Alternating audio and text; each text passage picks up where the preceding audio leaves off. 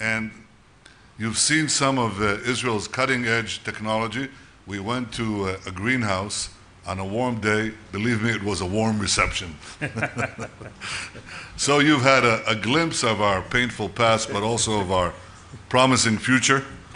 And we're very excited to host you here. We have a great admiration for the people of India. I told you about my late uncle, Professor Elisha Netanyahu, was a mathematician at the Israel Institute of Technology. And he told me many times about his admiration for the great Indian mathematician, Ramanujan. He said he was the greatest mathematician of the 20th century, but he said he was perhaps the greatest mathematician in many, many centuries. And this symbolizes the talents of the people of India, as we know we have the talents of the people of Israel. And we believe in this partnership of talent. We both seek a better future for our peoples. Doing so requires a lot of work.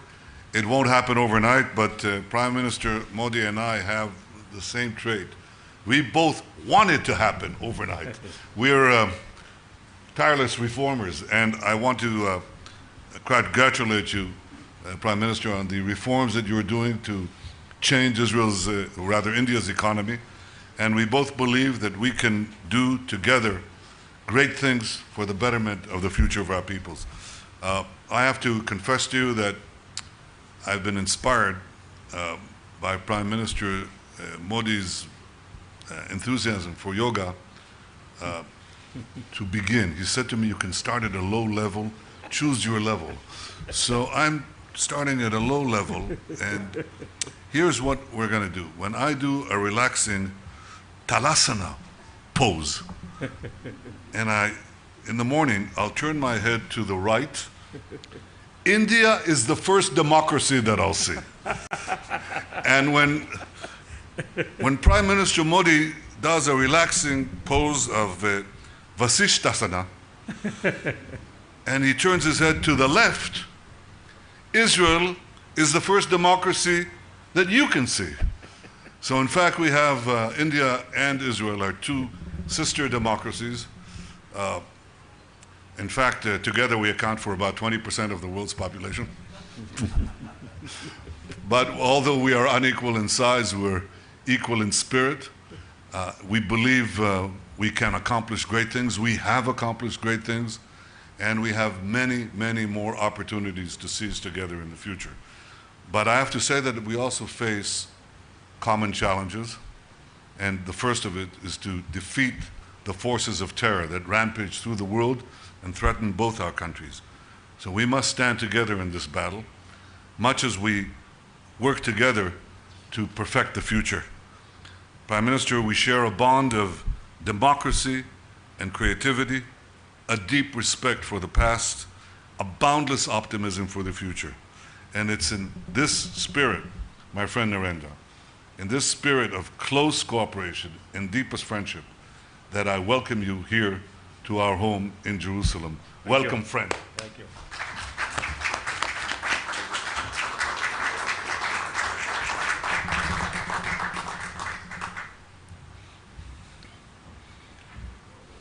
Yadidi Hekar, Prime Minister Netanyahu, friends from the media, I thank Prime Minister Netanyahu and Mrs. Sarah Netanyahu for opening their home to me today. The fullness of their warmth and affection has evoked a feeling of home away from home. It reminds me of our own ethos of hospitality and welcome. I'm most grateful for the warm and generous hospitality. Friends, just a short while back, I laid wreath at Yad Vashem Memorial Museum to remember and honor over 6 million Jewish lives that were lost in the horror of the Holocaust. Yad Vashem is a reminder of the unspeakable evil inflicted generations ago. It is also a tribute to your unbreakable spirit to rise above the depths of tragedy, overcome hatred, and forge ahead to build a vibrant democratic nation.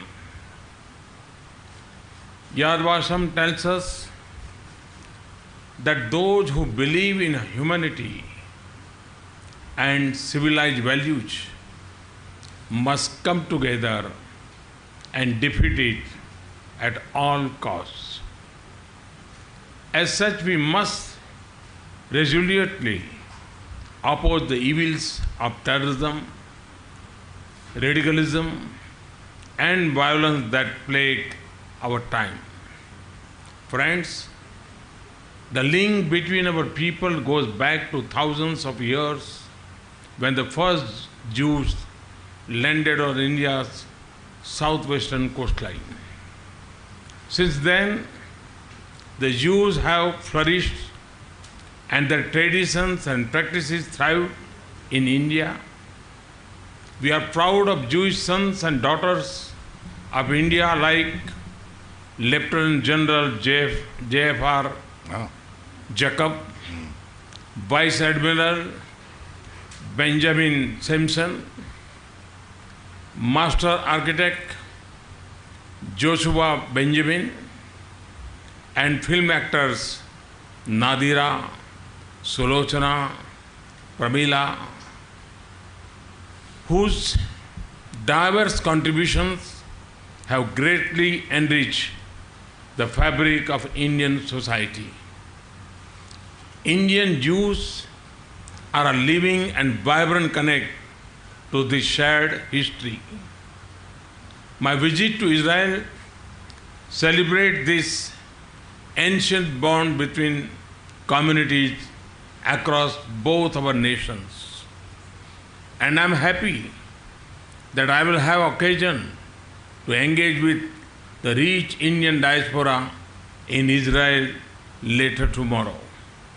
Friends, in modern times, our ties have seen rapid growth since the establishment of our full diplomatic relations a quarter century ago.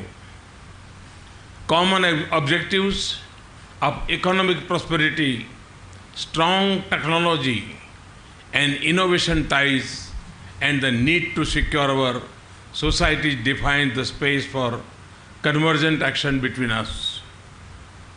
Overcoming decades, we want to frame a relationship that transforms the landscape of our economic engagement. India is the world's fastest growing large economy.